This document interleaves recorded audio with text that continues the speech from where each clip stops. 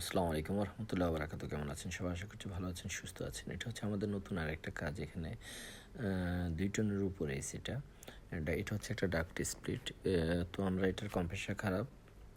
যাই হোক, পরবর্তীতে আমরা এটা খুলি এবং এটার দেখেন কম্প্রেসার সাইডে যে ব্ল্যাঙ্কেটগুলো সেগুলো আমরা খুলে ফেলছি। তো এগুলো খোলার পরে আমরা চেষ্টা করছি যে পুরোনো কম্প্রেসারটাকে বের করার জন্য নর্মাল ওয়েল্ডিং দিয়ে, কিন্তু জাস্ট বের হচ্ছে না, কারণ এটার আমাদের সাপোর্ট ছিল না। তো সাপোর্ট না থাকার কারণে আমরা আসলে অনেকক্ষণ ধরে এটাকে হিট দিচ্ছিলাম, কিন্তু হিটও ঠিক মতো হচ্ছিল না।